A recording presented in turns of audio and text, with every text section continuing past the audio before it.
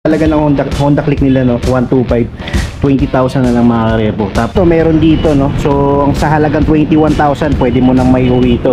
Sa mileage nito is nasa 40,000, no. So yan, sa halagang 18,000 pwede mo nang maiuwi itong Honda Beat na to, no. Ang kulay niya is gloss. Presyo nito, yan, sa halagang 6,000 pwede mo nang maiuwi ito mga karepo.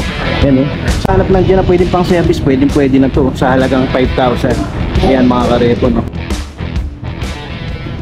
What is up mga karepo? Welcome kayo sa panibago kong episode ng Repo Update. So kung ikaw ay mahilig sa motor at naghahanap ka ng mura, second hand at installment na motor, ang channel na to ay para sa iyo. Kaya kung hindi ka pa nakasubscribe, i-click mo na yung subscribe button at ang notification bell, sa ganun ay ma-notify pa kita sa mga susunod ko pang ilalabas na Repo Update. Sa mga hindi pa nakakapanood ng last episode ko, yung thumbnail niya, ilalagay ko lang sa description yung link ng video para kung gusto nyo panoorin, i-click na lang. Alright, kung magustuhan nyo matang video na ito mga karepo, pindutin nyo lang yung like and share button sa baba ng video. At malayang malaya kayo mag-comment dyan sa comment section kung ano ba magiging opinion nyo sa mga motorsiklo na makikita nyo ngayon sa video ko. Alright mga karepo, no, so mag-update ulit ako ng mga repos ngayon. So ngayong araw na to mga karepo, meron ulit Motomura sale, no. So 3 days tong sale na to. So unahan ko muna sa location. Ang location na dito is Wheeltech Motors Sale Corporation, Barangay 219, Zone 020-2548, Jose Abad Santos, Tondo, Manila. Alright, so ang contact number nila dito kung sakaling gusto nyo muna mag-inquire is 0966-583-3397. Alright, so yan, meron ulit sila dito ng ano, for as low as 5,000. Alright, so magtatagalan to ng 3 days, no? 24, 25 hanggang 26. Alright, so kung napapanood mo na tong video na to at gusto mo nang tumingin ng mga motorsiklo ng mga bagsak presyo, pwede na kayong tumakbo mismo dito sa branch nila sa Jose Abad Santos. Alright, so yung mga karepo, hindi ko na patatagalin to. Pag-start na ako, ipapakita ko na sa inyo yung mga bagsak presyo ng mga motorsiklo nila dito sa Wheeltech Abad Santos. Alright mga karepo, no? So yan, mag-start na ako. So yan yung pinakabukanan ng Wheeltech Abad Santos, no? Yan, nakailera dito yung mga bagsak presyo nila ng mga motorsiklo, no? So unahan ko na muna dito sa mga may presyo kasi lalagyan pa yung iba, no? So ito, ang model na ito is TVS Dash. So yan, sa halagang 8,000 pwede mo nang maiuwi ito. Ang kaso nga lang, kung makikita nyo, meron lang siyang missing na pairings, pero yan, pwede yung bilan yan, no? Pero yan, no, sa murang halaga 8,000 lang mga karepo, pwede nyo nang maiuwi ito. So sa mga naghahanap din ng kaya na presyo ng motorsiklo, ito TVS Dash, meron sila dito. Dito naman mga karepo, no, may nakita ako dito sa halagang 8,000 lang, no. Ang model nito is TVS Neo XR. So sa kondisyon nito, all goods pa naman mga karepo, kompleto pa, no. Yan, no, sa mga may budget dyan na 8,000 lang, pwede nyo na makuha to, no. Alright, so yan mga karepo. Alright, dito naman mga karepo, dito banda, no. So yan, meron ulit dito, no, TVS XL100 naman, no. So yan, kung ang budget nyo ay 10,000 lang at gusto nyo magkaroon ng motorsiklo, eto 10,000 TVS XL100. So sa kondisyon nito, okay pa naman mga karepo, no. Yan kung makikita nyo.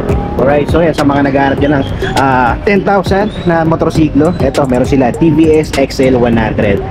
So dito naman mga karepo, no, Suzuki SkyDrive Sports ulit. Ito naman kulay glossy black. So sa halagang 22,000 pwede mo na maiuwi ito, no. So sa kondisyon nito mga karepo, sa mileage niya is nasa 49,000. Pero yan, sa appearance niya, yun, no, wala pa siyang basag, okay na okay pa siya. Sa headlight niya buo pa. Dito nga lang sa gulong niya medyo manipis na. Pero pwede na yan mga karepo sa halagang 22,000.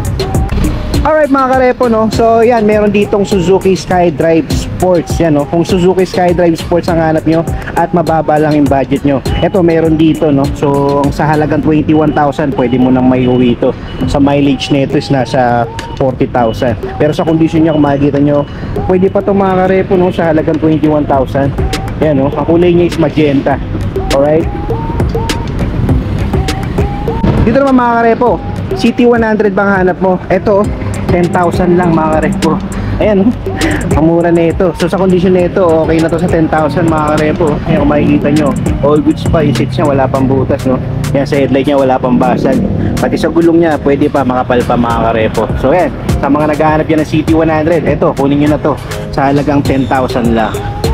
Alright, dito naman mga karepo sa bandang looban nila, no. So dito, nakakita ako dito, no. So pamigay presyo na to mga karepo sa halagang 5,000. Maiuwi mo na tong TVS XL100, no. So yan, no, sa mga naghahanap lang dyan na pwedeng pang service, pwede na to sa halagang 5,000. Ayan mga karepo, no. All goods pa naman siya. May konting ayusin lang pero pwede na yan sa halagang 5,000 mga karepo. Dito naman mga karepo, sa mga naghahanap dyan ng Honda Beat, ayan, meron dito, no? So ayan, sa halagang 18,000 pwede mo nang maiuwi itong Honda Beat na to, no? Ang kulay niya is glossy white. Tapos sa condition na ito, ayan, kung makikita nyo, all goods pa mga karepo. Yan, no? Sa mga naghahanap dyan ng Honda Beat, na murang Honda Beat, ito, meron sila dito. All goods pa, pamalit na nga lang yung gulong niya, pero pwede pa yan. Pwede nyo naman palitan niya kung sakali, no? Yan, no? Ang baba na yun sa 18,000. Alright mga karepo, so nandito naman ako sa taas ng Wheel Tecabad Santos, no? So dito, dati ko nakita dito na mga bagsak presyo, no? So ayan, available dito yan, mayroon ditong Honda Click, oh. Tapos dito, mayroon silang SkyDrive Sports. So ayan, oh, sa halaga ng Honda Click nila, no? 125, 20,000 na lang mga karepo. Tapos yan, oh, ang kulay nito sa glossy orange na combination ng glossy black, no? Sa condition niya kung makikita nyo. Yan, okay pa naman mga karepo, no? So yan, oh. Sa mga naghahanap din ng Honda Click na budget meal lang, ito sa halagang 20,000 pwede mo na may uwi ito. Ito mga karepo, no, sa mga naghahanap dyan, at ito sigurado bagsak presyo yan, sa halagang 6,000 meron ka ng motorsiklo na TBS Dust yan, no? Okay pa yung condition nito mga karepo, yan 6,000 lang. Tapos dun naman sa dulo meron dun 5,000 mga karepo, TBS Neo XR, basta yun 5,000 lang mga karepo. Alright, so yan, pwede nyo puntahan dito, pwede nyo i-check yan. Dito naman mga karepo, no, sa mga naghahanap dyan ng SkyDrive Sports, yan, Suzuki SkyDrive Sports, ang kulay nito is glossy black yan, no, sa halagang 25,000 may uwi mo na to mga karepo. Alright, so sa condition niya okay pa naman, sa fairings niya all goods pa naman, sa headlight niya yan, wala pa naman siyang basag, no. So yan mga karepo, sa naghahanap dyan ng SkyDrive Sports, 25,000 meron sila dito.